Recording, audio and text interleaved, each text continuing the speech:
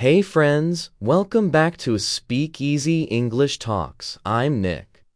Today's episode is for true beginners, for people who want to learn English but feel unsure. Maybe you feel nervous, maybe you feel slow, maybe you feel confused. You want to make progress, but you don't know where to start. You want to speak confidently, but everything feels difficult. Today, I will give you a different plan. A slow plan, a simple plan, a kind plan. This plan will make your English learning feel easier, more natural, and maybe even fun. Let's begin. Theme. Alright, let's begin with something very helpful. It is called a theme. What is a theme? A theme is a topic. A theme is a subject. A theme is something you can talk about. For example, food, home, family, shopping, the weather, hobbies, daily routines. Each of these is a different theme. Now here is the idea. Each week, choose just one theme. Not many, not 5, not 10. One topic, one theme, one focus. Why? Because when you focus on one theme, you understand more. You remember more. And you feel less tired and less stressed. Let's take an example. Imagine this week, your theme is food. That means every day this week, you look at food words. Listen to short English about food. Speak or write short food sentences. You don't study everything. You don't try to learn verbs, grammar, animals, clothes, and transportation all in one day.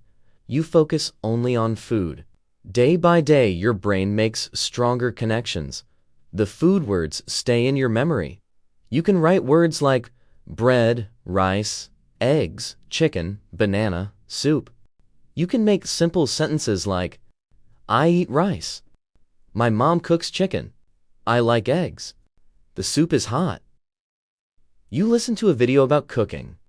Even if you don't understand everything, that's okay. You are hearing real English. You are building real English.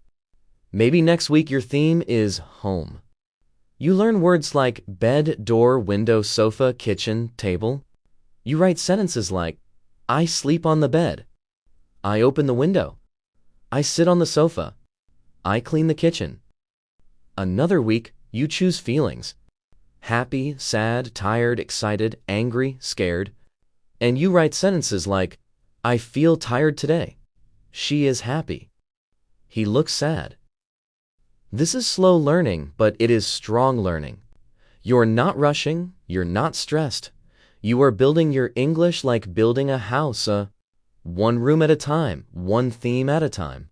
Write your theme on paper or your phone. Each week, one new theme. After 10 weeks, you know 10 topics. 20 weeks, you know 20. Slow, strong, beautiful progress. Remember, don't study everything. Study one thing at a time. Choose one theme every week. Stay with it. Use it. Enjoy it. Emotions. Now, let's talk about something very important. Something many people forget. Something that can help you learn faster and remember more. Connect English to your emotions. What are emotions? Emotions are your feelings. Happy, sad, excited, nervous, angry, scared, proud, peaceful. All of these are emotions. But what do emotions have to do with English? The answer, a lot. When you feel something, your brain remembers more. Your brain learns better. For example, you hear a joke in English. You smile, you laugh, you feel happy. You never forget that sentence. Why? Because you felt joy. Or maybe you listen to a short story. It's about a mother and her child. You feel warm inside. You feel love.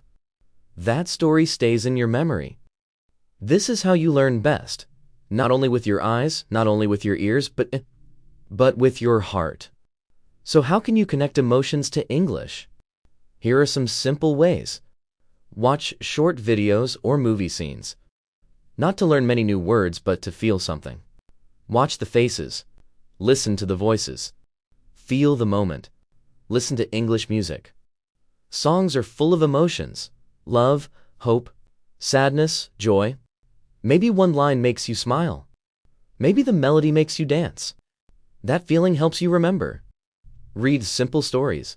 Even short stories can make you feel curious, calm, surprised, or happy. Write or speak about your own feelings. I feel tired. I am happy today. My friend is sad. When you use your emotions in English, it becomes personal, becomes real. You are not just learning a language, you are living it. Children learn this way, with feelings, connection, emotion, so don't be afraid to feel something when you learn English. That feeling is part of the journey. Small moments. Okay, now let's talk about something that can change your English completely. Something simple, something gentle. You don't need to study English for many hours. You don't need long study sessions. You don't need pressure. All you need is small English moments. What is a moment? A moment is short. Maybe 1 minute, maybe 3, maybe 5. Small moments. Short moments, easy moments. But these moments help you grow. They help you learn. They help you improve. Let me give you examples. Morning moment. You wake up, you stretch, you brush your teeth. Say one sentence. I feel sleepy. The water is cold. I have work today. Just one small moment, but real. Day moment. You walk to the bus stop. You look at the sky. Say something. The sun is bright. It is cloudy today. There are many people. Another small moment. Food moment. You open your lunch. You see your food. Name it in English. I like oranges. The tea is hot. Small, simple, strong. Night moment. Before bed, think about your day. I worked today. I called my friend. I watched a movie. That is your final English moment. Now think. In one day, you had 4 or 5 small English moments. Each was only 2 or 3 minutes. But together, they are powerful. English becomes part of your day, part of your life. A habit, a natural rhythm. Not pressure, not stress. Just small, gentle English moments every day. That is the secret. Real things. Many people begin learning English with a book or an app. But today, I want you to try something different. Start with your world, your home, your street, your kitchen. The things you see and touch every day. Start learning English with your life. Look around you. What do you do in the morning? Do you make tea or coffee? Do you open the window? Do you check your phone? These are small things, but they are real things, and real things are powerful for learning. Ask yourself, what is this called in English? Let's try. In the kitchen, you open the fridge. You see food. Stop. Look at one item. What is it called in English? Milk, cheese, butter, vegetables? If you don't know, check one word. Just one. One word today, one word tomorrow, one more the next day. Slowly. It becomes many words. Outside your home, you walk on your street. What do you see? Tree, car, dog, shop, road, bus, people, sky. Say the word in English if you know it. If you don't, check it. But again, just one word. Speak it. Say it in your mind. Whisper it. Repeat it. Now the word is connected to something real, something you saw, something that is part of your world. This is powerful because learning English this way is not studying. It is living. English becomes something you use, something connected to your daily life. Final message. My dear friend, you listened to this whole episode. That means you are learning. You are already on the path. You are already growing. You don't need to be perfect. You don't need to know everything. You just need to keep going. Step by step. Day by day, moment by moment. And remember, you're not alone. There are millions of people learning just like you.